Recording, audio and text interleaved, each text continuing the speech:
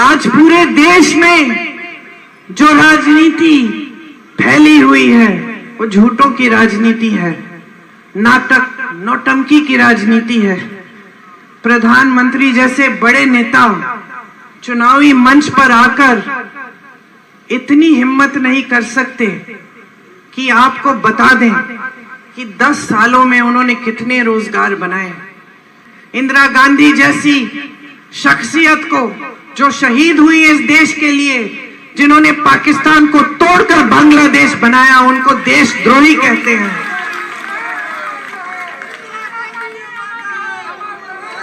प्रधानमंत्री जी मंच पे खड़े होकर कैसी कैसी बातें करते हैं कि कांग्रेस पार्टी एक्सरे की मशीन लेकर आपके घरों में आकर आपके गहने चुराएगी,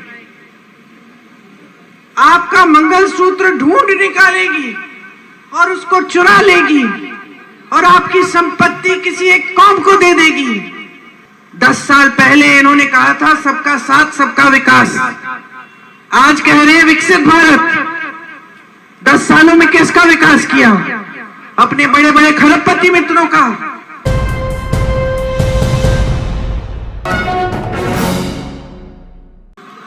आज पूरे देश में जो राजनीति फैली हुई है वो झूठों की राजनीति है, नाटक नौटंकी की राजनीति है। प्रधानमंत्री जैसे बड़े नेता चुनावी मंच पर आकर इतनी हिम्मत नहीं कर सकते कि आपको बता दें कि 10 सालों में उन्होंने कितने रोजगार बनाए, महंगाई को कितना कम किया और क्यों और कैसे। आपके सामने आकर इतनी हिम्मत नहीं है कि आपको बताएं कि कितनी संस्थाएं खोली हैं, कितने बड़े बड़े उद्योग खोले हैं, क्या नया किया है इस देश के लिए 10 सालों की सत्ता को लेकर। प्रधानमंत्री आपके सामने आते हैं, एक ही रट लगा रखी है कि 70 सालों में कांग्रेस ने कुछ नहीं किया, एक परिवार के खिलाफ दिन रात बोलते रहते हैं।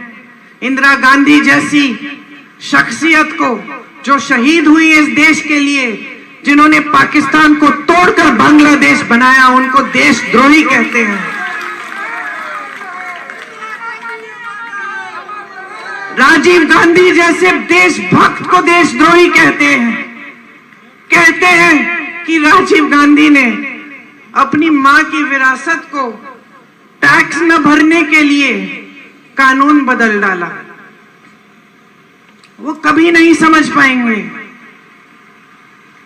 राजीव गांधी ने अपनी मां से धन दौलत नहीं ली विरासत में। विरासत में उनको इस देश के लिए मर मिटने का जज्बा मिला, शहादत मिली, यही उनकी विरासत थी।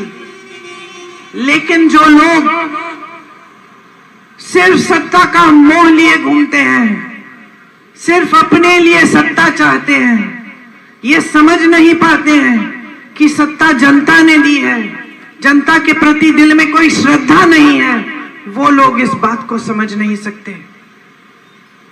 वो लोग आज आपकी सच्चाई को भी नहीं समझ सकते, कट चुके हैं आपसे। प्रधानमंत्री जी मंच पे खड़े होकर कैसी कैसी बातें करते हैं कि कांग्रेस पार्टी एक्सरे की मशीन लेकर आपके घरों में आकर आपके गहने चुराएगी, आपका मंगलसूत्र ढूंढ निकालेगी और उसको चुरा लेगी और आपकी संपत्ति किसी एक कौम को दे देगी, और आपके पास 2 भैंसें हैं तो एक भैंस भी चुरा लेंगे। ये ऐसी बातें प्रधानमंत्री जी कर रहे हैं। पद की गरिमा क्या है? पद क्या है? देश के प्रति जिम्मेदारी क्या है? देश क्या सोचेगा? आज देश जवाब मांग रहा है।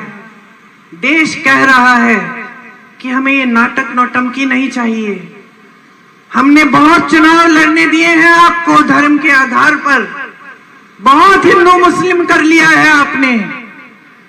इस चुनाव को हम लड़ेंगे और हम अपने मुद्दों पे लड़ेंगे। आज जनता कह रही है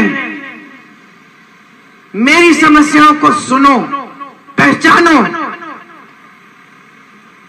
महंगाई से जूझ रहा हूं, तड़प रहा हूं, अपने बच्चे को पढ़ा नहीं पा रहा हूं, कोई बीमार पड़ता है परिवार में उसका इलाज नहीं कर पा रहा हूं, मेरी खेती के सामान नहीं मिल रहे हैं, खेती से कमाई नहीं हो रही है, मेरा बच्चा पढ़ा लिखा है, मैंने शिक्षित किया उसको मेहनत करके, लेकिन बेरोजगार है। आज जनता कह रही है मेरी आवाज सुनो। आज जनता कह रही है कि बहुत हो गया है, हमें वो पुरानी राजनीति वापस चाहिए, हमें वो राजनीति चाहिए जिसमें देश का प्रधानमंत्री हमारे गांव में आता था और हम उसको डांटते थे। हम कहते थे कि हमारे बिजली का खंभा लगा दिया आपने, लेकिन तार नहीं लगाया, तार लगवाइए। प्यार देंगे आपको लेकिन वोट नहीं देंगे जब तक आप हमारा तार भी नहीं लगाएंगे। हमें वो राजनीति वापस चाहिए। आज जनता कह रही है कि हमें सच्चाई सत्य की राजनीति चाहिए, झूठे नेता नहीं चाहिए। हमें वो नेता चाहिए जो सच बोलने की हिम्मत करे हमारे सामने। जनता कह रही है कि हम ऊब चुके हैं, ये धर्म के नाम पर, जाति के नाम पर बहुत गुमराह किया है आपने हमको। अब हमारे सामने आओगे तो हमारी बात करो, हमारे मुद्दों की बात करो। चुनाव लड़ोगे तो हमारे मुद्दों पे लड़ो, हमें बताओ हमारे लिए कौन सी स्कीम लाए हो, हमारे बच्चों के रोजगार कैसे दिलवाओगे, हमारा गांव विकसित कैसे करोगे। 10 साल पहले इन्होंने कहा था सबका साथ सबका विकास, आज कह रहे हैं विकसित भारत। 10 सालों में किसका विकास किया? अपने बड़े बड़े खरबपति मित्रों का। जनता देख रही है, समझ रही है आज कि सारी संपत्ति इस देश की जो जनता की संपत्ति है वो इन्होंने अपने बड़े बड़े खरबपति मित्रों को दे दी है। देश का कोयला, देश की बिजली, देश के सारे खदान, देश के हवाई अड्डे, देश के बंदरगाह सारे दे दिए अपने बड़े बड़े खरबपति मित्रों को।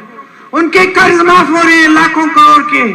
देश का किसान, उत्तर प्रदेश का किसान 1 लाख रुपए के लिए कर्ज लेता है, अपनी बेटी की शादी करने के लिए कर्ज नहीं दे पाता है और आत्महत्या करता है। उत्तर प्रदेश का किसान कतार में खड़ा होता है खाद वितरण के लिए, 2-2, 3-3 दिन खड़ा रहता है ये सोच के कि खाद मिलेगा, कमाई हो जाएगी। उसी कतार में खड़े खड़े मर कर गिर जाता है। मैं उसके घर गई हूं और उसके लिए 1 रुपया कर्ज माफ नहीं करते ये प्रधानमंत्री।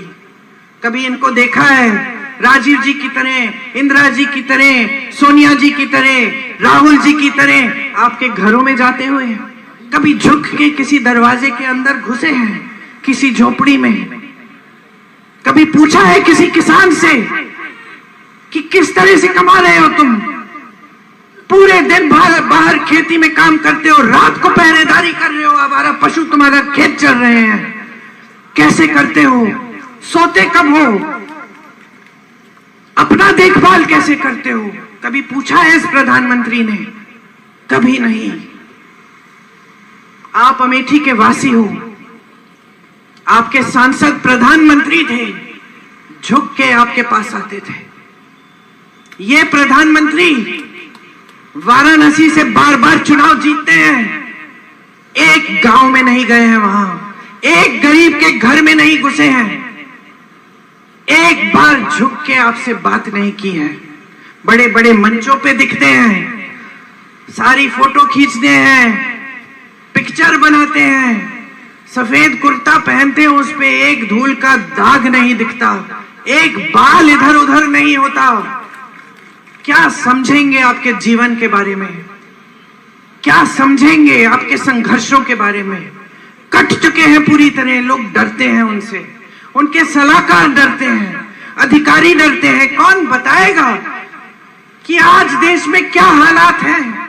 उनको तो दिखेगा नहीं, वो तो सोने के महलों में रहते हैं, झूठों से घिरे हुए। क्या क्या बहकी बहकी बातें कर रहे हैं, लोग हंस रहे हैं, उनको ये भी पता नहीं चल रहा है आज कि लोग उनकी बातों पे हंस रहे हैं।